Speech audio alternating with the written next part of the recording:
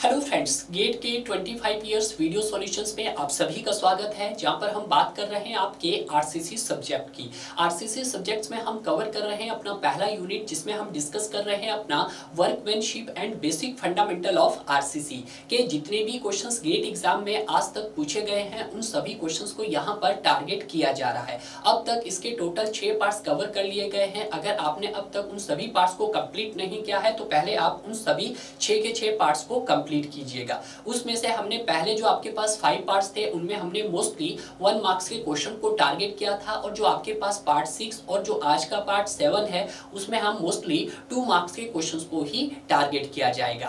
Clear है? तो आइए बात करते हैं आज के इस सेशंस के अपने पहले क्वेश्चंस की। तो ये रहा पहला क्वेश्चन आपकी स्क्रीन के ऊपर। जब स्टूडेंट इस तरह का क्वेश्चन देखता है तो उसे क्या लगता है कि सर इतना बड़ा क्वेश्चन मैं कैसे सॉल्व करूंगा? तो यहाँ पर 90% स्टूडेंट देखते ही क्या कर देते हैं, फेल हो जाते हैं। उनको लगता है यार टफ क्वेश्चन है, मुझसे नहीं बनने वाला, मैं स्किप कर देता हूं। अगर आपके माइंड में भी ऐसा चल रहा है तो आप गलत सोच रहे हो, क्योंकि मैंने आपको पहले भी बताया था कि चाहे जितना बड़ा क्वेश्चन हो, उसका जो सॉल्यूशन होता है उतना ही छोटा होता है। इसको सिर्फ पढ़िएगा, पढ़ने के बाद इसको समझिएगा। अगर इस क्वेश्चंस को अगर आपने कर लिया है तो ये क्वेश्चंस हमारा बहुत ही बेसिक फंडा जो है आरसीसी का, उसको क्लियर करता है। देखते हैं जरा क्वेश्चंस क्या है। तो ये क्वेश्चंस क्या बोलता है? क्वेश्चंस बोलता है कि consider a reinforcing bar abundant in concrete, कि उन्होंने कंसीडर किया है कि जो आपके पास रीइंफोर्सिंग बार है उसको अबेंड किया गया है आपके कंक्रीट में। तो देखिएगा, ये मैंने क्या बनाया है, यहाँ पर आपके पास एक कंक्रीट का सेक्शन बनाया है। अब ये कैसा किसका सेक्शन है सर? आपके पास कंक्रीट का। सारे यहाँ पे कंसेप्ट क्लियर हो जाएंगे आपके पास। अब जो कंक्रीट होता है सर, किस में स्ट्रॉन्ग होता है और किस में वीक होता है, ये चीज आपको बताना है। ठीक है, स्ट्रॉन्ग किस में होता है और वीक किस में होता है। तो ये आप सभी जानते हैं सर, स्ट्रॉन्ग होता है सर कंप्रेशन में, तो आप लिख लीजिएगा कंप्रेशन में होता है, और वीक किस में होता है सर? आपका टेंशन में होता है। ठीक है, अभी मैं कंक्रीट बना रहा हूं। ठीक है, कितना वीक होता है सर? तो ये आप सभी जानते हैं 1/10 of the average compressive strength. Average compressive strength इतना वीक होता है। सर समझ नहीं आया? कोई बात नहीं, समझ नहीं आया तो हम बैठे यहाँ पे। अब सपोज कीजिएगा कंप्रेशन में कितना स्ट्रॉन्ग है, मान लेते हो आपका 100 न्यूटन पर mm स्क्वायर स्ट्रॉन्ग है। ठीक है, तो यहाँ पे 1/10 कितना हो जाएगा? 1/10 इंटू 100 हो जाएगा। तो कितना आ जाएगा यहाँ पर आपके पास? 10 न्यूटन पर mm स्क्वायर। तो यहाँ पे जो आपका आईएस कोड ने जो रिकमेंडेड किया है कंक्रीट के केस में, ये कितना वीक होता है sir? 10 to 15% of the average compressive strength. Average compressive strength होता है।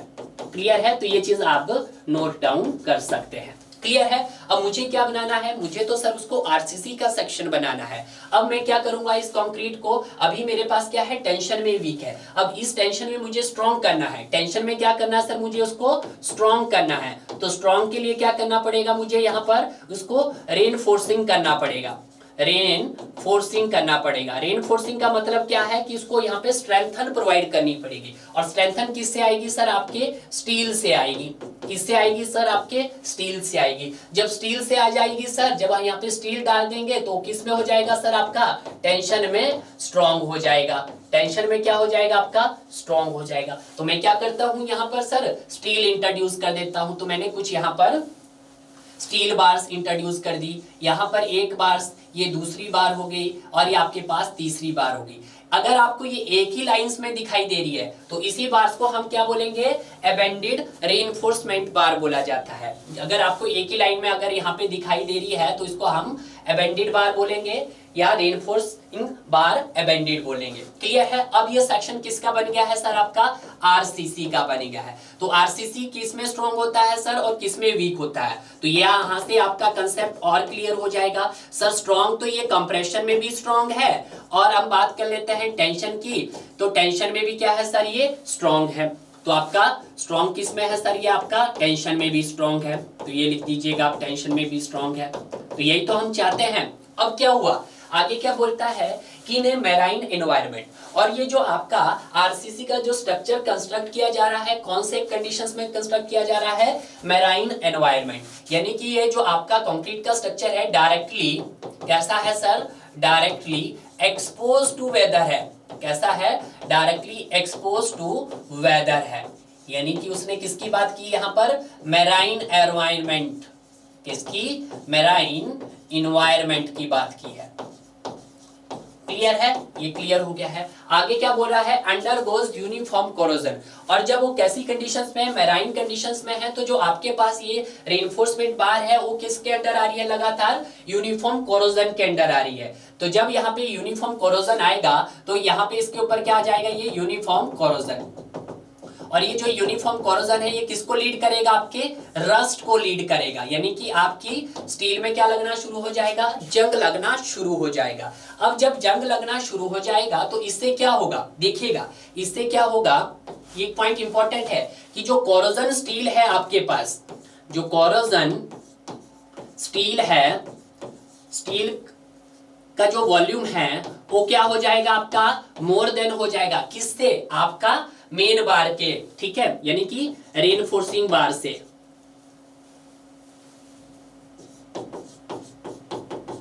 रेनफोर्सिंग बार वॉल्यूम से। तो ये किसको लीड करेगा? तो किसको लीड करेगा? तो वहां पे क्या आना शुरू हो जाएगा? आपका रेडियल स्ट्रेसेस डेवलप्ड होना शुरू हो जाएगा। तो यहां पे क्या हो जाएगा? आपको लीड करेगा सर वो रेडियल स्ट्रेसेस डेवलप्ड हो जाएगी। रेडियल स्ट्रेसेस डेवलप्ड हो जाएगी। रेडियल स्ट्रेसेस डेवलप्ड हो जाएगी और साथ में क्या हो जाएगा? वहां पे क्रैक्स का डेवलपमेंट हो जाएगा। क्रैक्स का डेवलपमेंट हो जाएगा, ठीक है। और जब क्रैक्स का इन सभी का डेवलपमेंट हो जाएगा तो किसको कॉज करेगा? आपका यूनिफॉर्म कोरोजन को कॉज करेगा। तो ये आप लिखिएगा सर, रेडियल स्ट्रेसेस डेवलप्ड होगी और क्रैक्स डेवलप होगा तो इससे क्या होगा? वहां पर यूनिफॉर्म कोरोजन रजिस्ट होगा। यूनिफॉर्म कोरोजन आपका रजिस्ट होगा। क्लियर है? तो ये कंसेप्ट है इस क्वेश्चंस का। क्या कहा कि जब क्या करते हैं मैराइन स्ट्रक्चर्स में आप आरसीसी स्ट्रक्चर्स करते हैं तो उसमें क्या होता है आपके पास कि जो आपके पास मेन बार्स होती है उसके ऊपर क्या हो जाता है? आपका कोरोजन लग जाता है, यानी कि रस्ट आ जाता है। और जब रस्ट आ जाता है तो जो आपके पास कोरोजन स्टील होता है उसका वॉल्यूम किससे ज्यादा हो जाता है? आपके मेन बार स्टील के वॉल्यूम से ज्यादा हो जाता है, जिससे क्या होता है सर? वहां पे radial stresses and cracks developed होते हैं। जब radial stresses and cracks developed होते हैं किसके कॉरस्पॉन्डिंग? आपके पैरेलल होते हैं। किसके? रेनफोर्स बार के। तो इसके पैरेलल आपको कुछ इस तरह के वहां पर रेडियल स्ट्रेसेस और क्रैक्स डेवलप्ड होना शुरू हो जाते हैं। यही है रीजन। तो यही उन्होंने बोला यहाँ पर, देखिएगा अब इसको पढ़िएगा। undergoes uniform corrosion which leads to the deposition of corrosion product on its surface and increase the apparent volume। apparent volume मतलब कि जिस स्टील के ऊपर आपका जंग लगा है उसका वॉल्यूम क्या हो जाएगा? इंक्रीज हो जाएगा। तो यही तो कहा है हमने कि कोरोजन स्टील वॉल्यूम जब आपका ज्यादा हो जाएगा मेन रेनफोर्स के वॉल्यूम से तो उस समय वहां पे रेडियल स्ट्रेसेस और क्रैक्स डेवलप्ड होंगे आपके रेनफोर्समेंट बार के पैरेलल में। क्लियर है? तो देखिएगा आगे। bar this subjected to surrounding concrete to exposure pressure as a result corrosion induced cracks appear at the surface of concrete। तो which of the following statement सही? तो इसमें से कौन सी स्टेटमेंट सही है कि जो ताकि वहां पे क्या क्रैक्स हो रहे हैं? आपके यूनिफॉर्म कोरोजन रजिस्ट हो रहा है। यूनिफॉर्म कोरोजन जब रजिस्ट हो रहा है तो क्या हो रहा है? कोरोजन कॉज करता है सर्कमफ्रेंशियल टेंसाइल स्ट्रेसेस। नहीं, टेंसाइल स्ट्रेसेस तो नहीं होगी। उसके बाद बोलता है corrosion cause radial tensile stresses in concrete and cracks will be parallel to the corroded reinforcement बार।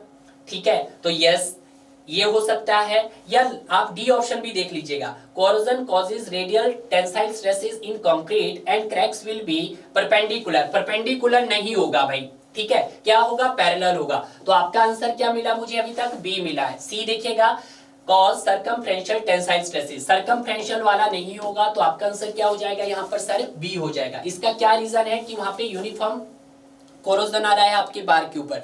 सबसे बेस्ट रीजन है कि सर वहां पे रेडियल स्ट्रेसेस डेवलप्ड हो रही है और आपके क्रैक्स डेवलप्ड हो रहे हैं। किसके पैरेलल? आपकी रेनफोर्समेंट बार के पैरेलल्स में हो रहे हैं। तो यही इस क्वेश्चन का आंसर था आपका, B is the right option. Clear है? अब मूव करते हैं हम अपने नेक्स्ट क्वेश्चन की तरफ। नेक्स्ट क्वेश्चन क्या है? The composition of an air एंटेड कंक्रीट इज गिवन बाय। ठीक है, वाटर का दिया है, वाटर का वेट दिया है आपके पास यानी कि 184 kg पर मीटर क्यूब। तो हम लिख सकते हैं मास ऑफ वाटर, ठीक है, कितना दिया आपके पास 184 kg पर मीटर क्यूब दे दिया गया है। उसके बाद क्या दिया गया है आपके पास, ऑर्डिनरी पोर्टलैंड सीमेंट का दिया है। तो सीमेंट को क्या लिखते हैं आप, मास ऑफ सीमेंट MC लिख देते हैं। तो कितना दिया है सर आपके पास, ये दिया है 368 kg पर मीटर क्यूब दिया गया है। उसके बाद क्या बोला गया है सर, सैंड का दिया गया है। तो सैंड को क्या लिखते हैं सर आप, फाइन एग्रीगेट। तो मास ऑफ सैंड लिखो, S भी लिख सकते हैं आप। तो ये क्या हो जाएगा आपके पास 606 kg पर मीटर क्यूब।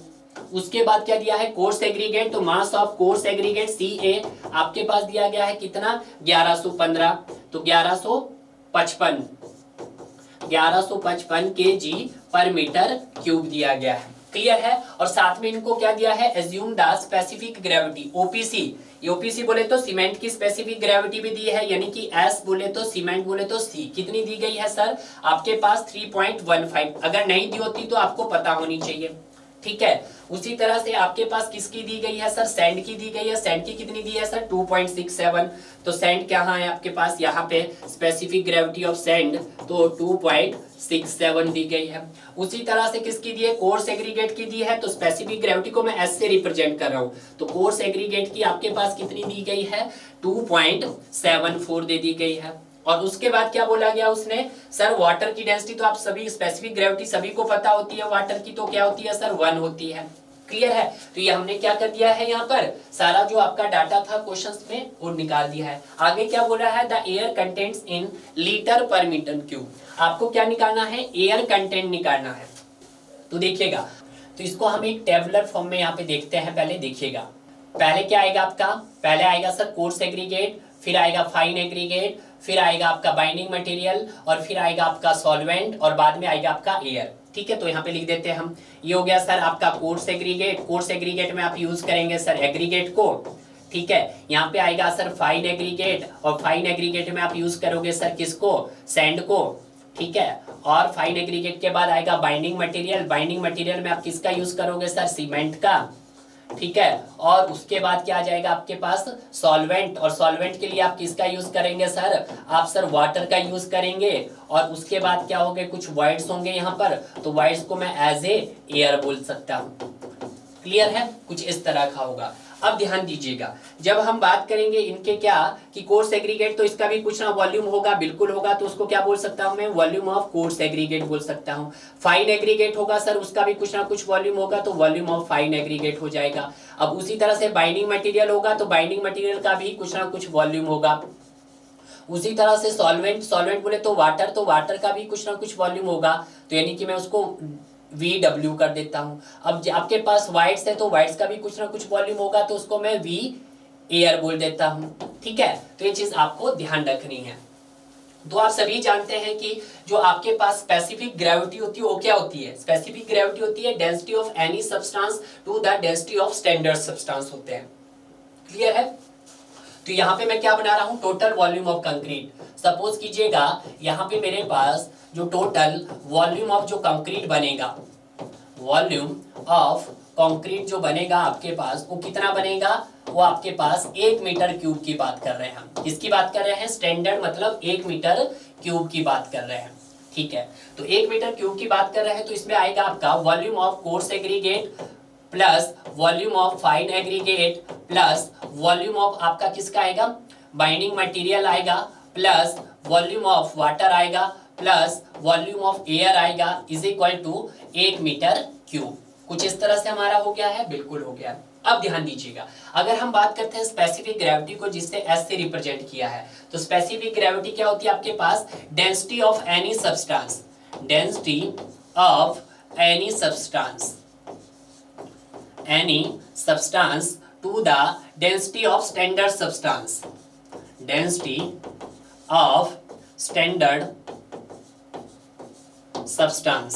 कुछ इसी तरह से है, बिल्कुल सही। तो यहाँ पे हम लिख सकते हैं डेंसिटी ऑफ एनी सब्सटेंस क्या होता है आपके पास, मास अपॉन वॉल्यूम होता है। और डेंसिटी ऑफ स्टैंडर्ड सब्सटेंस क्या ले लेते हैं आप, वाटर ले लेते हैं, तो डेंसिटी ऑफ वाटर। तो यहां से मैं वॉल्यूम निकाल सकता हूं, बिल्कुल निकाल सकता हूं। तो वॉल्यूम क्या हो जाएगा आपका, mass upon specific gravity into density of water हो गया। तो क्या मैं इस रिलेशंस को यहां पे पुट कर सकता हूं, बिल्कुल कर सकते हैं। कैसे पुट कर देंगे सर, देखिएगा, वॉल्यूम ऑफ कोर्स एग्रीगेट, तो वॉल्यूम ऑफ कोर्स एग्रीगेट कैसे निकलेगा आपका, mass of course aggregate divided by specific gravity of course aggregate into density of water, plus उसी तरह से फाइन एग्रीगेट, तो mass of fine aggregate in divided by specific gravity भी किसकी आएगी, फाइन एग्रीगेट की आएगी, इनटू डेंसिटी ऑफ वाटर आपका कांस्टेंट है, प्लस उसी तरह से अब आ जाती बात बाइंडिंग मटेरियल की, तो मास किसका आएगा, बाइंडिंग मटेरियल का आएगा,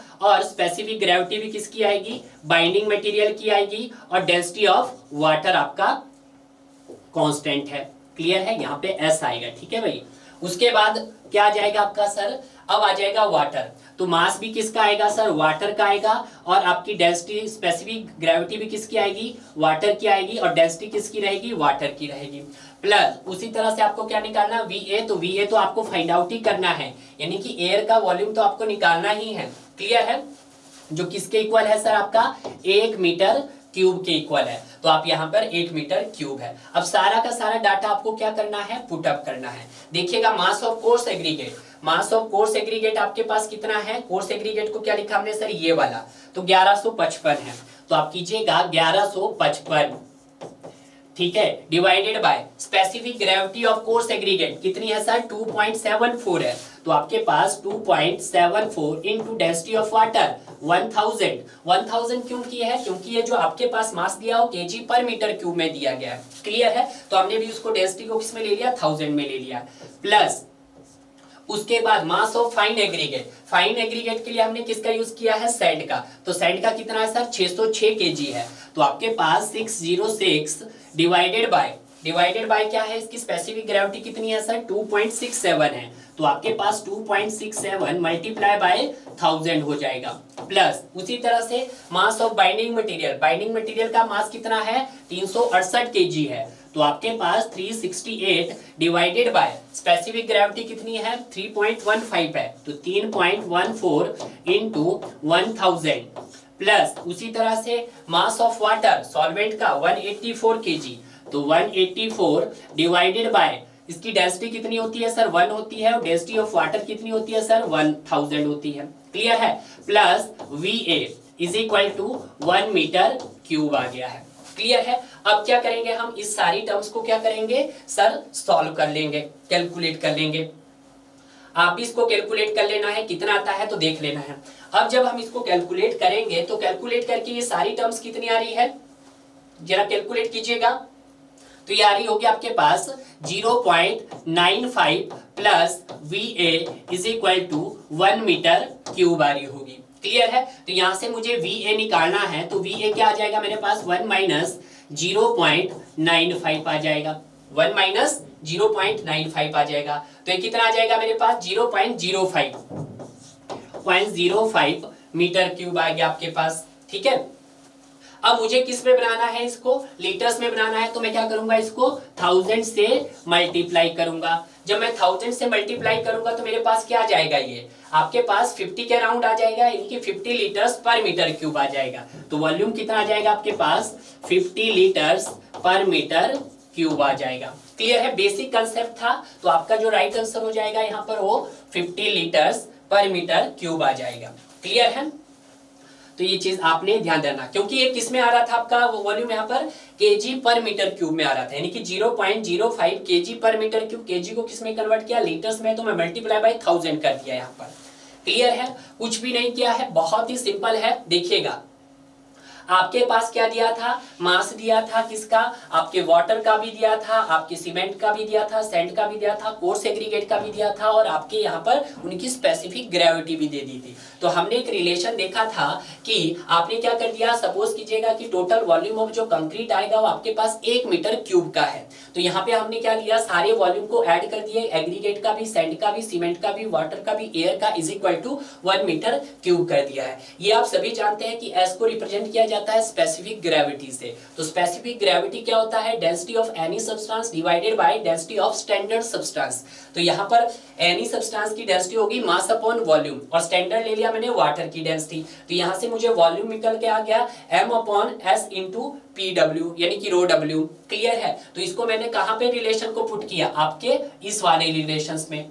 ठीक है, तो जब मैंने इस वाले रिलेशंस में पुट किया तो मुझे क्या मिल गया फाइनल रिलेशंस, मुझे सर आपका वॉल्यूम ऑफ एयर मिल गया, सॉरी आपके वॉल्यूम ऑफ एयर मिल गया। यस, तो वॉल्यूम ऑफ एयर मेरे पास कितना आया था सर, 0.05 kg पर मीटर क्यूब आया था। मैंने उसको लीटर में कन्वर्ट करने के लिए 1000 से मल्टीप्लाई कर दिया, तो मेरे पास कितना आ गया sir, 50 litres per metre cube आ गया है। क्लियर है? तो इस तरह का क्वेश्चंस भी आपके एग्जाम के अंदर पूछ रहा है। तो बहुत ही बेसिक लेवल का क्वेश्चन है जो गेट 2015 में पूछा था आपके सेट 1 में 1 मार्क्स के 2 मार्क्स के लिए।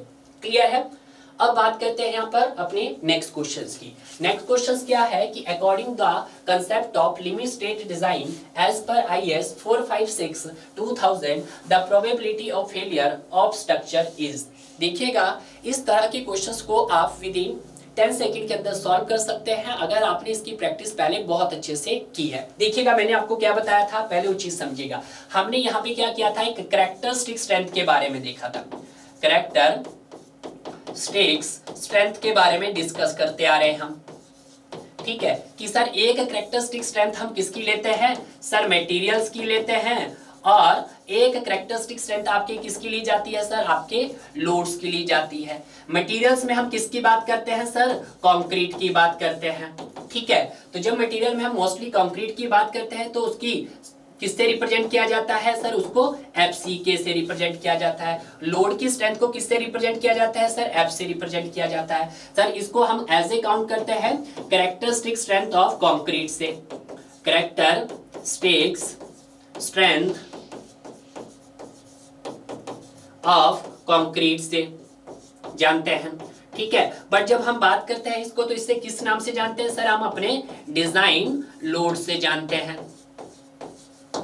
ठीक है, तो कैरेक्टरिस्टिक स्ट्रेंथ क्या बताती थी आपके पास कि फॉर एग्जांपल आपने अगर M30 के क्यूब डिजाइन किए टोटल 100 क्यूब, तो 100 में से 95 क्यूब ऐसे होने चाहिए जिनकी स्ट्रेंथ क्या होनी चाहिए sir, more than equal to 30 newton पर mm² होनी चाहिए। यानी कि जिस ग्रेड के लिए आप डिजाइन कर रहे हैं उसकी स्ट्रेंथ से ज्यादा होनी चाहिए या इक्वल होनी चाहिए। और 5% क्यूब या 5 क्यूब बोलो या 5% बोलो, आपके पास ऐसे होने चाहिए जिनकी स्ट्रेंथ 30 न्यूटन पर mm² से होनी चाहिए। यानी कि इसका जो सक्सीड रेट है वो 95% है और इसका जो फेलियर रेट है वो आपका 5% है, इससे कम नहीं होना चाहिए। बट जब हम डिजाइन लोड की बात करते थे तो डिजाइन लोड में आपने क्या सीखा कि जब आप एक किसी बीम को डिजाइन करते थे स्टैंडर्ड लोड के लिए, डिजाइन लोड मतलब वहां पे 2000 किलो न्यूटन का लोड मान लेते हैं हम, और उसका लाइफ पीरियड आप 20 इयर्स दे देते हैं। आप क्या डिजाइन कर रहे हैं, बीम को डिजाइन कर रहे हैं। तो यहाँ पे 95% प्रोबेबिलिटी उसकी क्या रहेगी कि जो लोड है आपका 2000 किलो न्यूटन से कम ही रहेगा, इससे ज्यादा लोड कभी वहां पे आ ही नहीं सकता। सिर्फ 5% चांसेस ऐसे हैं लोड के कि इस लोड से क्या कर सकता हो, एक्सीड कर सकता है। यानी कि ये क्या हुआ, जो एक्सीड कर रहा है ये है इसका फेलियर रेट, और जो आपका लेस देन है ये इसका सक्सीड रेट। क्लियर है? तो ये चीज आपने ऑलरेडी सीखी है। तो यहाँ पे आपको ये चीज जानना बहुत जरूरी है कि जो आपका प्रोबेबिलिटी ऑफ फेलियर है स्ट्रक्चर का वो क्या क्या रहता है। तो देखिएगा, probability of failure of the structure, कि आपका जो स्ट्रक्चर है वो किन किन कारण से फेल हो सकता है। ठीक है, ये चीज आप देखिएगा। तो आपका स्ट्रक्चर फेल हो सकता है, एक तो स्ट्रेंथ के कारण फेल हो सकता है, दूसरा लोड के कारण फेल हो सकता है, और तीसरा इन तीनों के कारण हो सकता है कि वहां पे लोड भी आ रहा है और आपके पास स्ट्रेंथ की वजह, दोनों के कारण फेल हो सकता है। तो देखिएगा, पहला बनेगा आपका सर, पहला किसके कारण है कि अगर आपके स्ट्रक्चर की स्ट्रेंथ, अगर स्ट्रक्चर की स्ट्रेंथ आपके पास लेस देन है कैरेक्टरिस्टिक स्ट्रेंथ से, कैरेक्टरिस्टिक्स स्ट्रेंथ से, तो फेल कर सकता है।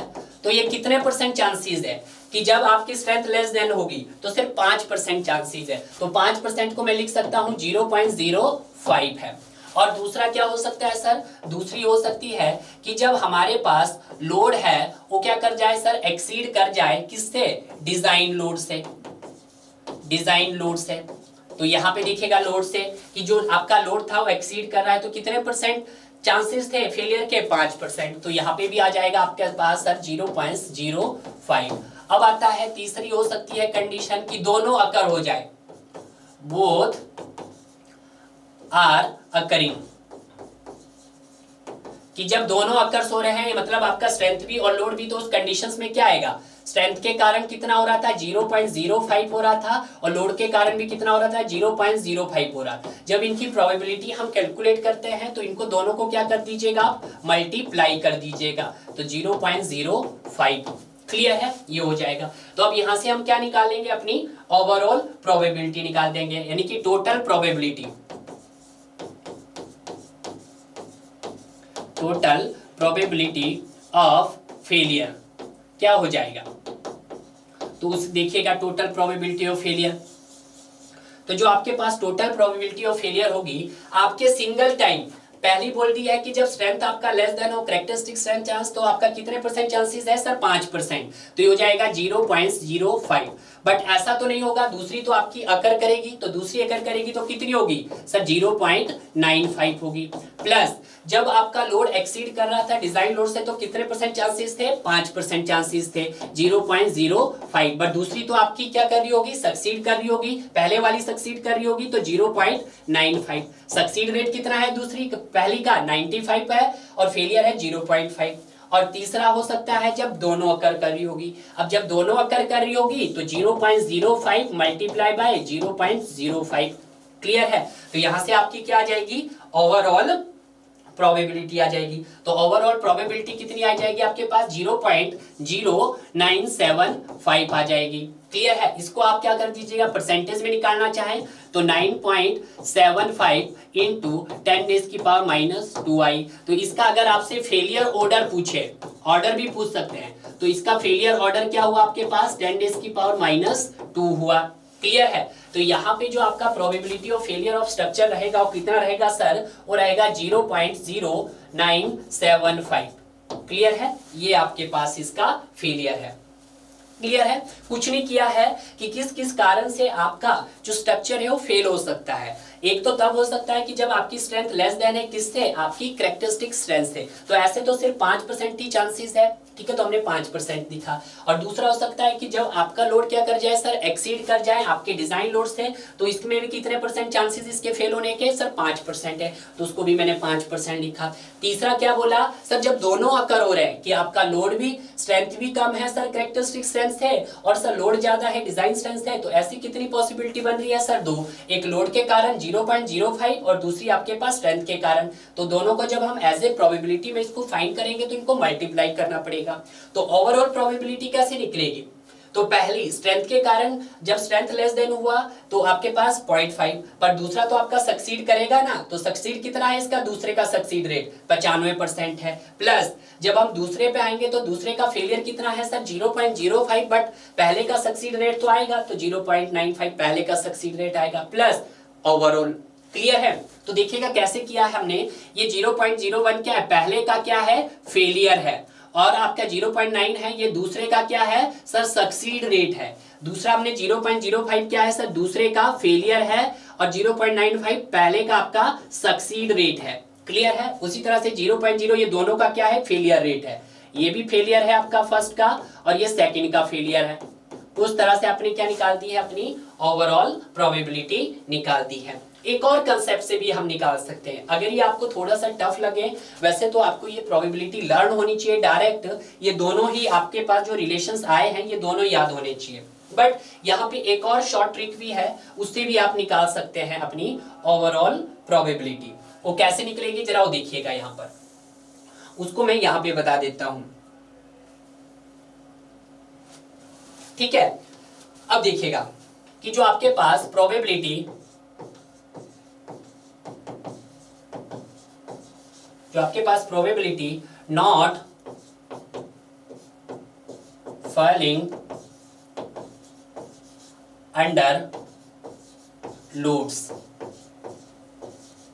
कि कितने परसेंट प्रोबेबिलिटी है आपकी कि नॉट फेलिंग लोड की, कि वो फेल नहीं हो सकता वो आपका लोड। तो कितने परसेंट प्रोबेबिलिटी है सर लोड की? 95% प्रोबेबिलिटी है। तो आप यहाँ पे लिख दो सर 95 यानी कि 0.95। उसी तरह से आप बताओ कि probability not falling under load की जगह हो जाएगा आपका स्ट्रेंथ। आपका क्या हो जाएगा? स्ट्रेंथ। स्ट्रेंथ बोलो या कैरेक्टरिस्टिक स्ट्रेंथ बोलो। तो कितने परसेंट चांसेस है स्ट्रेंथ में? आपका 95% है कि उसकी स्ट्रेंथ से वो क्या नहीं करेगा? कम नहीं होगा। ठीक है, तो यहां पे भी आ जाएगा 0.95 हो जाएगा। क्लियर है? तो अब आपको क्या निकालना है? अब आपको ओवरऑल प्रोबेबिलिटी निकालना है। Overall probability is not falling.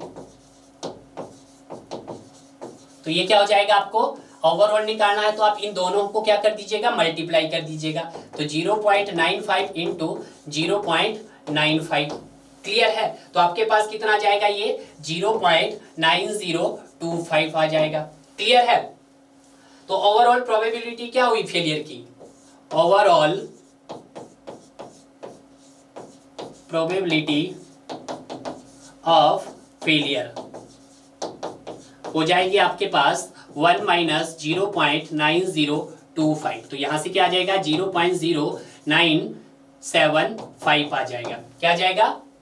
0.0975 आ जाएगा। या आप ये मेथड्स अडॉप्ट कर लीजिएगा, या तो पहले वाला मेथड अडॉप्ट कीजिएगा। इसमें इजी है, आपने देखना है कि कितने परसेंट चांसेस है कि लोड आपका फेल ही नहीं होगा? 95%। कितने परसेंट चांसेस है कि जो आपकी स्ट्रेंथ है उससे कम नहीं होगी? 95%। दोनों को क्या कर दीजिएगा? मल्टीप्लाई कीजिएगा। तो कितना आया? 0.9025 आया। अब आपको ओवरऑल प्रोबेबिलिटी ऑफ फेलियर निकालना, तो आपने क्या कर दिया? इसको 1 माइनस PA कर दिया। यानी कि ये जो वैल्यू आई आपके पास ओवरऑल प्रोबेबिलिटी की, ये किसकी वैल्यू आई? 4। ये आपके पास PA की आई है। तो ओवरऑल प्रोबेबिलिटी ऑफ फेलियर क्या हो जाएगा आपके पास? 1 माइनस PA हो जाएगा। ठीक है, तो यहां से आपने क्या निकाल दिया है? अपनी ओवरऑल प्रोबेबिलिटी निकाल दी है। क्लियर है? तो ये आपके पास आ गई है। अब इसको आप क्या करना है? परसेंटेज में करना है, तो इसको मल्टीप्लाई 100 करना है। तो ये आपके पास 9.75 इंटू 10 डेज की पावर माइनस 2 आ गया है। तो इसका फेलियर ऑर्डर कितना हुआ? 10 डेज की पावर माइनस 2 हुआ। क्लियर है? तो इस तरह का क्वेश्चंस को भी थोड़ा सा ध्यान दीजिएगा। तो आइए बात करते हैं अब अपने नेक्स्ट क्वेश्चंस की। नेक्स्ट क्वेश्चंस भी क्या है आपके पास? एक मैचिंग टाइप का क्वेश्चंस है। एक क्वेश्चंस हम ऑलरेडी मैचिंग टाइप का कर चुके थे, बट वो क्वेश्चन थोड़ा सा डिफरेंट था, और ये क्वेश्चंस आपका डिफरेंट है। ये आपका गेट 2017 में सेट 2 में 2 मार्क्स के लिए क्वेश्चंस पूछा गया था। क्वेश्चंस में क्या पूछा गया था देखिएगा। क्वेश्चंस में बोला है कि जो आपके पास ग्रुप 1 है, group 1 gives the list of test method and test operators. कि जो आपके पास ग्रुप 1 है, या तो उसमें आपके कोई टेस्ट ऑपरेटर्स के नाम दिए होंगे, या आप उसमें कुछ टेस्ट मेथड्स दिए होंगे। Some of the properties of ordinary Portland cement and concrete. Group 2 में दिया गया है आपके पास लिस्ट ऑफ द प्रॉपर्टीज। यानी कि जो आपके पास ग्रुप 1 में दिया गया है वो आपके पास क्या हो सकता है? आपके सीमेंट के टेस्ट भी हो सकते हैं और सीमेंट के ऑपरेटर्स भी हो सकते हैं। कि जब आप सीमेंट के टेस्ट को मेजर करते हैं तो उनके लिए आप कोई ना कोई ऑपरेटर्स का यूज करते हैं, तो वही उसने यहाँ पे कहा है। और ग्रुप 2 में उसने क्या बोला है? उनकी सर प्रॉपर्टीज के बारे में डिस्कस किया है। देखते हैं यहाँ पे सबसे पहला जो टेस्ट आया आपके पास वो ली चैटलियर टेस्ट आया है। तो ली चैटलियर टेस्ट का यूज हम क्यों करते हैं? तो ली चैटलियर टेस्ट को जानने से पहले आपको साउंडनेस टेस्ट के बारे में जानना बहुत जरूरी है। किसके बारे में सर? आपको साउंडनेस टेस्ट के बारे में जानना जरूरी है। अब क्वेश्चन ये उठता है कि सर साउंडनेस टेस्ट हम क्यों यूज करते हैं? साउंडनेस टेस्ट का यूज किया जाता है टू मेजर द या to detect the change in volume after setting. To detect the change in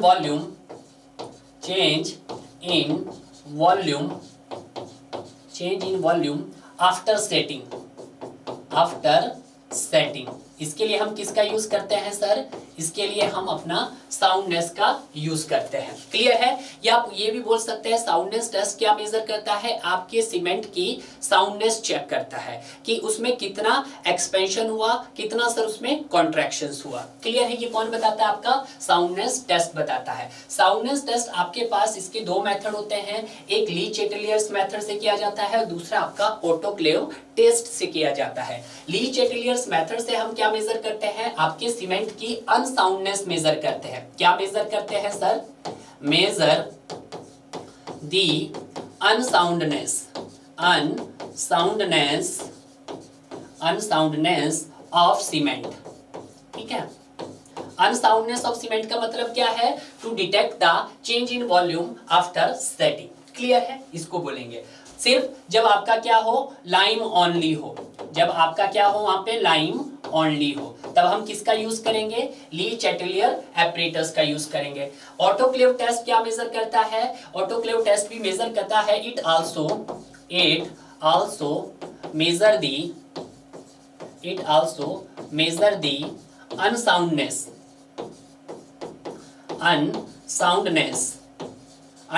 major करता है ऑफ सीमेंट की, जब उसमें क्या हो सर, आपका लाइम भी प्रेजेंट हो और मैग्नीशिया भी प्रेजेंट हो। यानी कि जब उसमें सर लाइम भी हो तब भी करेगा और आपका मैग्नीशिया भी करेगा। बट ऑटोक्लेव आप कब यूज करते हैं? जब वहां पे सिर्फ ओनली लाइम हो। क्लियर है? ये कंसेप्ट क्लियर हो गया होगा? बिल्कुल सही। अब यहाँ पे देखिएगा कि यहाँ पे क्या चाहिए सर, 10 ग्राम के लिए आपको कितना वाटर चाहिए होता है? यहाँ पर 0.78 पी वाटर यहाँ पे रिक्वायर होता है। क्लियर है? और इसका जो हमें रिजल्ट मिलते हैं वो किस में मिलते हैं? इसके जो रिजल्ट मिलते हैं, रिजल्ट इन, वो आपको एमएम में मिलते हैं। किस में मिलते हैं? एमएम में मिलते हैं। बट यहाँ पे क्या किया जाता है, जब हम ऑटोक्लेव टेस्ट परफॉर्म कर रहे होते हैं तो यहाँ पे एक इंटरनल मोल्ड लिया जाता है। क्या लिया जाता है? एक इंटरनल मोल्ड लिया जाता है। इंटरनल मोल्ड लिया जाता है जिसकी जो डायमेंशंस इंपॉर्टेंट है, जो एग्जाम में पूछी जाती है, जिसकी जो डायमेंशंस होती है वो आपके पास 25 mm into 25 mm into 285 mm होती है, जिसकी डायमेंशंस ये होती है। और ये जो हमें रिजल्ट देता है, ये रिजल्ट किस में देता है? आपके परसेंटेज में रिजल्ट देता है। ध्यान दीजिएगा, जब हम ली चैटेलियर्स मेथड्स पे क्या करते हैं, साउंडनेस टेस्ट को परफॉर्म करते हैं तो आपको जो रिजल्ट्स मिलते हैं वो एमएम में मिलते हैं। बट जब हम ऑटोक्लेव टेस्ट में करते हैं तो वहां पे जो हमें रिजल्ट मिलते हैं वो आपको परसेंटेज पे मिलते हैं। तो ली चैटेलियर टेस्ट किसके लिए आएगा? आपका soundness of the OPC. Soundness of the OPC हम किस में मेजर करते हैं? आपके किस एपरेटस पे मेजर करते हैं? ली चैटेलियर टेस्ट पे करते हैं। क्लियर है? तो ये आपका ऑप्शन सही हो गया है। उसके बाद जाता है आपका वीबी टेस्ट। वीबी टेस्ट को कवर करने से पहले यहाँ पे स्टूडेंट को ये डाउट रहता है कि सर यहाँ पे ली चैटेलियर टेस्ट बोला आपके लिए तो ऑटोक्लेव भी है। अरे भाई, यहाँ पे उसने सिंपल कंडीशंस ली होगी, जब यहाँ पे एक ही एपरेटस दिया है, अगर एपरेटस दोनों दे देता, ली चैटेलियर भी और ऑटोक्लेव भी, तो आपको बोलता है soundness of OPC if only lime के लिए बोलता। या दूसरा ऑप्शन हो सकता है soundness OPC in lime and magnesia, कुछ इस तरह की कंडीशंस देता। क्लियर है? बट आज ऐसी कोई कंडीशन नहीं दी गई है, तो इसका मतलब है कि साउंडनेस ओपीसी हम किस पे मेजर करेंगे? अपने ली चैटेलियर टेस्ट पे परफॉर्म करेंगे। क्लियर है? तो ये होगी इसकी। और ये जो आपके पास मैंने बताया है कि 10 ग्राम सीमेंट को अगर आप क्या कर रहे हो, उसको टेस्टेड कर रहे हो, तो उसके लिए कितना वाटर रिक्वायर्ड चाहिए? 0.78 पी वाटर रिक्वायर्ड चाहिए। ये इंपॉर्टेंट है। और जब हम क्या करते हैं, ऑटोक्लेव टेस्ट करते हैं, तो वहां पे एक इंटरनल मोल्ड का एक ढांचा होता है, मतलब एक क्यूब की तरह बना होता है, जिसकी जो डायमेंशंस होती है वो 25 इंटू 25 इंटू 285 mm की होती है। इसके रिजल्ट mm में मिलते हैं, इसके रिजल्ट आपको परसेंटेज में मिलते हैं। क्लियर है? अब हम बात कर लेते हैं आपकी वीबी टेस्ट की। इससे पहले मैंने आपको कंपैक्शन फैक्टर टेस्ट बताया था। जो कंपैक्शन फैक्टर टेस्ट था वो किसके लिए मेजर किया था? वो सर डिग्री ऑफ वर्केबिलिटी को मेजर करता था। सर किस प्रकार की वर्केबिलिटी को मेजर करता था? Sir medium to low workability को मेजर करता था। आज उसी तरह से आपके पास क्या आ गया सर? वीबी टेस्ट आ गया है। वीबी टेस्ट भी क्या मेजर करता है सर? वीबी टेस्ट भी आपको मेजर करता है डिग्री ऑफ वर्केबिलिटी को। क्या मेजर करता है सर? डिग्री ऑफ वर्केबिलिटी को मेजर करता है। ये पॉइंट ध्यान दीजिएगा।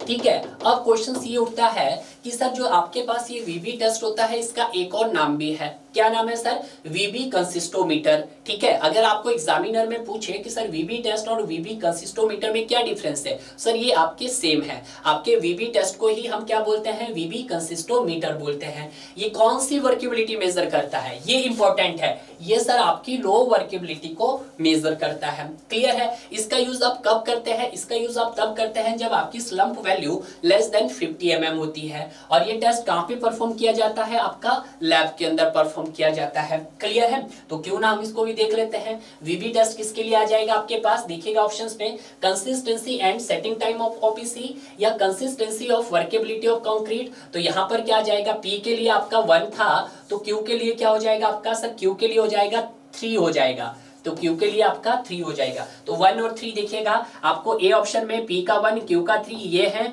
और उसके अलावा कोई है नहीं है। तो मुझे एक को ही देखने से मुझे क्या मिल गया है, आंसर मिल गया है। ठीक है, क्योंकि यहाँ पर Q का 4 है तो Q का 4 तो हो नहीं सकता कभी, तो इसका आंसर क्या आ गया मेरे पास, ए आ गया है। अब हम बात करते हैं आपके ब्लेनी एयर परमेबिलिटी टेस्ट की। किसकी, ब्लेनी एयर परमेबिलिटी टेस्ट की। तो ब्लेनी एयर परमेबिलिटी जो टेस्ट है आपके पास, ये क्या है आपके पास, एक प्रकार का एयर परमेबिलिटी टेस्ट इसको बोला जाता है। क्या बोला जाता है, air permeability test. Air permeability test जो होता है ये आपका ये लैब में परफॉर्म किया जाता है। ठीक है, ये क्या मेजर करता है, आपका फाइननेस ऑफ ओपीसी मेजर करता है कि आपका जो ओपीसी सीमेंट है वो कितना फाइन है, या हम बोल सकते हैं specific surface area also measure करता है आपका एयर परमेबिलिटी टेस्ट। अब एयर परमेबिलिटी टेस्ट में हम क्या करते हैं सर, 2 ऑपरेटर्स का यूज करते हैं। एक आपका नर्स ऑपरेटर हो गया है और दूसरा आपका ब्लेनी ऑपरेटर्स हो गया है। इन्हीं ऑपरेटर्स के नाम पर इसका नाम क्या पड़ा, नर्स एयर परमेबिलिटी टेस्ट भी बोल सकते हैं इसको, और ब्लेनी एयर परमेबिलिटी टेस्ट भी बोल सकते हैं। क्लियर है? अब यहाँ पे क्या बताता है सर आपका, also surface area, specific surface area. तो यहाँ पे कुछ डिफरेंट टाइप्स के सीमेंट होते हैं जिनका आपका स्पेसिफिक एरिया आपको याद रखना है। ओपीसी की अगर हम बात करते हैं तो जो इसका स्पेसिफिक सरफेस एरिया होता है आपके पास 225 मीटर क्यूब पर केजी होता है। पीपीसी का मतलब है पोर्टलैंड पोज़ोलाना सीमेंट, जिसका कितना होता है सर, 300 मीटर क्यूब पर केजी होता है। उसी तरह से रैपिड हार्डनिंग सीमेंट की बात करते हैं तो इसका कितना होता है सर, 325 होता है। क्लियर है? तो ये चीजें आपको याद रखनी है कि यहाँ पे मैंने कौन से की पॉइंट्स बताए हैं जो आपको थोड़े से और स्टूडेंट से डिफरेंट करेंगे। आपको कैसे पढ़ना है, कैसे इसको याद रखना है, जो चीजें यहाँ पे याद करने लायक है मैंने सिर्फ बोर्ड पे वही लिखी है। क्लियर है? वैसे तो जब आप कंक्रीट टेक्नोलॉजी, जब अंकित सर यहाँ पे पढ़ाएंगे तो वहाँ पे ये सारे क्वेश्चन आपको एक्सप्लेन भी करवाएंगे। क्लियर है? बट यहाँ पे मैंने आरसीसी में इसको अगर लिया है तो यहाँ पे भी मैंने इसको जितना आपका एग्जाम पॉइंट ऑफ व्यू से था वो कवर करवा दिया है। देखते हैं किसकी बात कर रहे हैं, ब्लेन एयर परमेबिलिटी टेस्ट। तो ब्लेन एयर परमेबिलिटी टेस्ट क्या परफॉर्म करती है आपकी सर, फाइननेस ऑफ मॉडुलस। तो यहाँ पे आपका आर का हो गया सर 4। बाद में बचता है आपका विकेट एपरेटर्स। विकेट एपरेटर्स से क्या करते हैं आप, initial and final setting time of OPC find out करते थे, ये तो सभी जानते हैं आप। तो यहाँ पे एस का क्या हो गया सर, 2 हो गया। तो आपके पास 1 3 4 2, तो 1 3 4 2। अब मैं क्या करता, अगर गेट का क्वेश्चन मुझे देना होता तो मैं कोई भी ऑप्शन नहीं देता और आपको सीधा बोल देता हाँ भाई खुद बताइएगा, लिखिएगा। तो आपको लिखने पड़ते थे कि सर पी का 1 हो गया हमारे पास, क्यू का सर 3 हो गया है सर, आर का सर 4 हो गया है और एस का 2 हो गया। इस तरह के क्वेश्चन फ्रेम किए जाते हैं, ऐसा नहीं है कि नहीं किए जाते, किए जाते हैं। आज तो उसने ऑलरेडी ऑप्शन दे दिया है, बट हो सकता है 2023 या 24 में आपको ऑप्शन ही ना दे। क्लियर है? तो ये चीज भी आप ध्यान रखिएगा। तो आइए बात करते हैं अब अपने नेक्स्ट क्वेश्चंस की। नेक्स्ट क्वेश्चंस क्या बोल रहा है, ये बोल रहा है कि when a specimen of M25 concrete is loaded to a stress level of 12.5। क्या बोला गया है कि आपके पास यहाँ पे M25 कंक्रीट को लोडेड किया गया है, यानी कि FC के हमारे पास दे दिया गया है कितना सर, 25 न्यूटन पर mm² दे दिया गया है। कुछ यही बात कर रहा है, बिल्कुल सही। और इस समय जो इसका स्ट्रेस लेवल था, स्ट्रेस लेवल कितना था वो भी नोट डाउन कीजिएगा। आपका लोडेड कंडीशन है, स्ट्रेस लेवल आपके पास हो जाएगा सर 12.5 मेगा पास्कल। क्लियर है? लोडेड कंडीशंस है। जैसे मान लेते हैं हमारे पास एक ये सेक्शन है, इस सेक्शंस को आपने क्या किया, लोडेड कर दिया है। यहाँ पे मैंने इसको लोड कर दिया है। जैसे ही आपने इसको लोड किया होगा, जैसे ही आपने क्या किया होगा सर, इस ब्लॉक को लोड किया होगा तो इसने क्या किया होगा, थोड़ा सा इसके अंदर कंप्रेस किया होगा। जैसे आपको मैंने एग्जांपल बताया था सोफे का, तो सोफे का एग्जांपल ही है ये। तो ये लोडेड कंडीशंस है। तो यहाँ पे क्या आया होगा आपके पास, थोड़ा सा आपके सेक्शन ने क्या किया होगा, उसकी डायमेंशन चेंज हुई होगी। क्योंकि जब आप सोफे पे, आपका अभी सोफे पे कोई नहीं बैठा है, अब मैं सोफे पे बैठ जाता हूं तो आपका सोफा क्या हो जाता है, लोडेड हो जाता है। जैसे ही मैं सोफे के ऊपर बैठता हूं तो आपके पास क्या आता है, इलास्टिक स्ट्रेन परफॉर्म होता है। तो ये जो आपका परफॉर्म हुआ यहाँ पर, ये क्या हुआ सर, आपका इलास्टिक स्ट्रेन, इलास्टिक स्ट्रेन हुआ। ठीक है? अब क्या हुआ देखिएगा, यही बोला इसने कि जो स्ट्रेन आया आपके पास वो कितना आया 500 इंटू 10⁻⁻⁶। तो कौन सा स्ट्रेन हुआ ये आपके पास, इलास्टिक स्ट्रेन हुआ। तो इलास्टिक स्ट्रेन कितना आया सर हमारे पास, ये आया आपके पास 500 इंटू 10⁻⁻⁶ आया। आगे क्या बोलता है, if this load is allowed to stand of long time, और इसी लोड को आपने लॉन्ग टाइम तक रखा, यानी कि आप अपने सोफे के ऊपर अभी भी क्या है बैठे हो। तो जब सोफे के ऊपर आप अभी भी बैठे हो तो वो क्या करेगा, थोड़ा सा और कंप्रेस करने की कोशिश की है उसने। तो बिल्कुल सर उसने कंप्रेस करने की कोशिश की। तो इसी को क्या बोलते हैं सर हम, इसी को सर आप क्रीप स्ट्रेन बोलते हैं। क्या बोलते हैं सर, क्रीप स्ट्रेन बोलते हैं। ये दोनों ही कंडीशंस कैसी है हमारे पास, अभी लोडिंग कंडीशंस है, क्योंकि क्वेश्चंस में बोला है। और जब लॉन्ग टर्म तक वहां पे लोड था तो स्ट्रेन कितना आया 1000 इंटू 10⁻⁻⁶। तो ये आपका क्रीप स्ट्रेन आया 1000 इंटू 10⁻⁻⁶ आया। क्लियर है। In according with the provision of IS 456/2000 considering the long term effect, आपको क्या कंसीडर करना, लॉन्ग टर्म इफेक्ट कंसीडर करना, effective modulus of elasticity of the concrete. तो मैंने आपको पहले भी बताया था कि हमने किसकी बात की थी, modulus of elasticity of concrete की बात की थी। किसकी की थी sir, modulus of elasticity of concrete की बात की थी। ठीक है, यहां पे कंसेप्ट आपका बहुत खुल जाएगा। ठीक है, तो यहां पे हमने किस किस को डिस्कस किया था सर, एक होता है आपके पास in case of short term modulus elasticity, in case of short term, इसको बोल सकते हैं हम short term static modulus of elasticity, statics modulus of elasticity, या आप इसको सिंपल बोल सकते हैं modulus of elasticity of concrete. तो ये क्या होता था आपके पास, तो ये होता था sir EC is equal to 5000√FC होता था। ठीक है, अब ये क्या है आपका शॉर्ट टर्म है। अब सर शॉर्ट टर्म क्यों बोला गया है, ये इंपॉर्टेंट है। शॉर्ट टर्म इसको क्यों बोला गया है और स्टैटिक इसको क्यों बोला गया है। शॉर्ट टर्म इसको इसीलिए बोला गया है कि जो भी आपके टाइम डिपेंडेंट, जो भी आपके पास टाइम डिपेंडेंट इफेक्ट है उसको यहाँ पे कंसीडर नहीं किया गया है। यानी कि जो भी सर यहाँ पर आपके टाइम डिपेंडेंट इफेक्ट है उनको यहाँ पर नॉट कंसीडर ही नहीं किया गया है। और आपके पास सभी जानते हैं कि जो टाइम डिपेंडेंट होते हैं वो कौन से होते हैं आपके, जैसे क्रीप हो गया आपके पास एंड श्रिंकेज हो गया, उनको कंसीडर नहीं किया गया।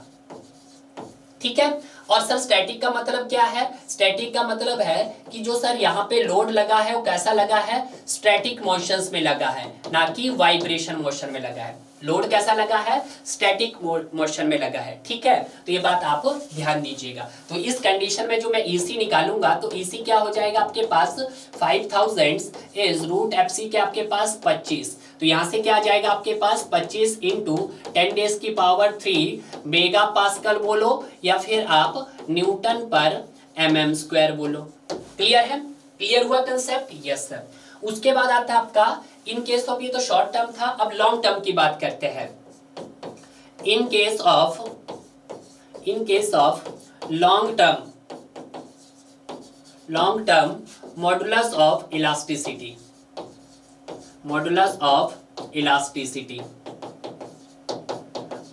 अब क्वेश्चन में ये भी क्वेश्चन है कि सर इसको लॉन्ग टर्म क्यों बोला गया है। लॉन्ग टर्म इसीलिए बोला गया है क्योंकि जो भी यहां पर आपके टाइम डिपेंडेंट इफेक्ट है,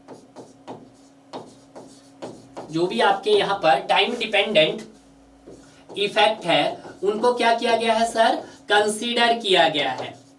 और सर टाइम डिपेंडेंट फैक्टर कौन से होते हैं आपके पास, जैसे आपका क्रीप हो गया एंड आपका श्रिंकेज हो गया, यानी कि टाइम के साथ उनको क्या किया गया सर, कंसीडर किया गया है।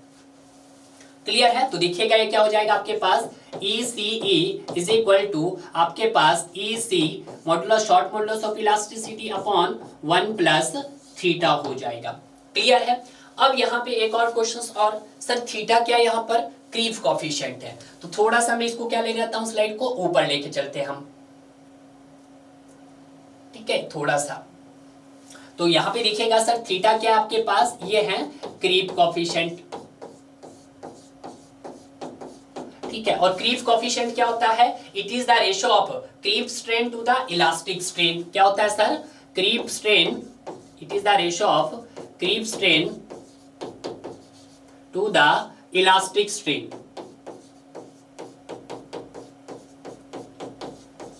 क्योंकि सर यहाँ पे थीटा की वैल्यू तो उसने नहीं दी गई है, जब थीटा की वैल्यू नहीं दी गई है तो हमें यहाँ पे कैलकुलेट करना पड़ेगा, क्योंकि उसने यहाँ पर क्रीप स्ट्रेन और आपके पास इलास्टिक स्ट्रेन दे दिया है। तो यहाँ पे अगर मैं क्रीप स्ट्रेन कैलकुलेट करना चाहूं तो क्रीप स्ट्रेन आपके पास कैसे निकल सकता है, long term strain minus elastic strain. तो ये निकल सकता है आपके पास लॉन्ग टर्म स्ट्रेन,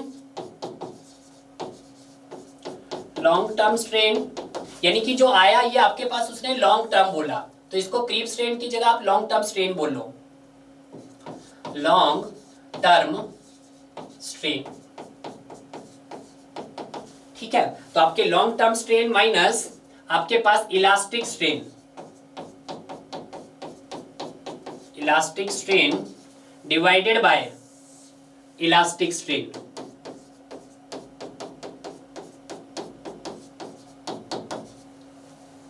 ठीक है। अब लॉन्ग टर्म स्ट्रेन कितना है आपके पास 1000 इंटू 10 डेज की पावर 6 माइनस इलास्टिक स्ट्रेन -6 है भाई, -6 500 इंटू 10 डेज की पावर -6 डिवाइडेड बाय 500 इंटू 10 डेज की पावर -6। सॉल्व करेंगे तो यहां से क्या आ जाएगा आपके पास 1 आ जाएगा, क्या आ जाएगा आपके पास 1 आ जाएगा। क्लियर है, तो ये चीज आपने ध्यान रखनी है, क्योंकि उसने ये कौन से स्ट्रेन की बात की है भाई, लॉन्ग स्ट्रेन की बात की, क्योंकि लॉन्ग टाइम तक चल रहा है। तो इसको हमने क्रीप स्ट्रेन की जगह क्या नाम दे दिया, लॉन्ग स्ट्रेन दे दिया है। क्लियर है, तो यहां से जो आपकी थीटा की वैल्यू आ गई सर वो मेरे पास कितनी आ गई 1 आ गई है। क्लियर है, अब जब थीटा की वैल्यू 1 आ गई है तो आप क्या कर सकते हैं, इस पे पुट अप कर सकते हैं। तो देखिएगा पुट कर लीजिएगा, तो यहाँ पे इसी कितना है आपके पास, ये आया सर 25 इंटू 10 डेज की पावर 3 1 + 1, तो ये आपके पास कितना आ जाएगा 12500 मेगा पास्कल आ जाएगा। ठीक है, तो यहाँ पे जो आंसर आ जाएगा आपके पास वो 12500 मेगा पास्कल आ गया है। क्लियर है, तो ये ध्यान दीजिएगा। अब यहाँ पे स्टूडेंट गलती कहाँ करेगा, देखिएगा इस कंसेप्ट में गलती आप यहाँ पे करोगे। क्रीप स्ट्रेन आपके पास कितना दिया हुआ है, अगर आप बोलोगे सर 1000 तो आप करोगे 1000 इंटू 10 डेज की पावर -6 डिवाइडेड बाय 5, तो आपके पास कितना आएगा, तो 2 आएगा। अगर 2 आएगा तो आपका आंसर क्या हो जाएगा, गलत हो जाएगा। तो ध्यान दीजिएगा, ये आपके पास क्रीप स्ट्रेन ना होकर इसको आप क्या बोलेंगे, आप लॉन्ग स्ट्रेन बोलेंगे, क्योंकि टाइम के साथ उसने खुद कहा लॉन्ग, क्योंकि जो क्रीप स्ट्रेन होता है वो आपका long term strain minus elastic strain होता है। तो आपके पास क्या निकल के आ जाएगा, आपके पास यहाँ से 1 निकल के आ जाएगा। क्लियर है, अब जब 1 निकल के आ जाएगा तो आपके पास यहाँ पर long term modulus of elasticity कितना आ जाएगा 12500 मेगा पास्कल आ जाएगा। क्लियर है, तो इस तरह से हमारे पास जितने भी क्वेश्चंस यहाँ पे थे जो आपके पहले यूनिट्स के कवर थे, फंडामेंटल थे आपका आरसीसी का बेसिक, उससे रिलेवेंट सारे क्वेश्चंस को यहाँ पर हमने टारगेट कर लिया है। और आप इन क्वेश्चन के साथ साथ एक नोटबुक पे इनको सभी को नोट करते रहिएगा, और जैसे ही आप अपना पूरा आरसीसी गेट के क्वेश्चंस को कवर कर लोगे तो आपको ये चीज एनालाइज हो जाएगी कि कम से कम आपका 50 to 60% आरसीसी का पार्ट्स कवर हो जाएगा। इसी तरह से हमने इंजीनियरिंग सिविल सर्विसेज के क्वेश्चंस को भी टारगेट किया है। अगर आप किसी भी एग्जाम को टारगेट कर रहे हो, चाहे आपका गेट एग्जाम हो, चाहे इंजीनियरिंग सिविल सर्विसेज हो, या आपका स्टेट एई का एग्जाम हो, तो अगर आप गेट और ईएससी और एसएससी जेई तीनों ही फॉर्मेट के क्वेश्चन को इस तरह से सॉल्व करते हैं तो मुझे नहीं लगता यार कि आपकी सिलेक्शन को कोई भी नहीं रोक पाएगा। तो बेटर है, यही आपके स्टडी का सोर्स है। ज्यादा बुक्स को मत स्टडी कीजिएगा, सिर्फ एसएससी जेई के क्वेश्चंस को कवर कीजिएगा, गेट के क्वेश्चंस को कवर कीजिएगा और इंजीनियरिंग सिविल सर्विसेज के क्वेश्चंस को कवर कीजिएगा। मार्केट में बहुत नंबर ऑफ बुक्स अवेलेबल है। स्टूडेंट क्या होता है, कंफ्यूज रहता है, सर ये भी बुक आ गई है, ये भी बुक आ गई है। तो मेरा मानना तो यही है कि स्टडी का सोर्स सिर्फ आपके लिए 3 ही बुक का होना चाहिए। एसएससी जेई के प्रीवियस क्वेश्चन कीजिएगा, गेट के प्रीवियस क्वेश्चन कीजिएगा और इंजीनियरिंग सिविल सर्विसेज के प्रीवियस क्वेश्चन कीजिएगा, बिल्कुल इसी फॉर्मेट में जिस फॉर्मेट में हम आपको करवा रहे हैं। क्लियर है, तो अब मिलते हैं हम आपको सेकेंड यूनिट में, जहां पर हम बात करेंगे आपके सिगली रेनफोर्स के बारे में और उसके बाद हम डबली रेनफोर्समेंट के बारे में। क्लियर है, तो तब तक डियर पढ़ते रहिएगा और इसी तरह आगे बढ़ते रहिएगा।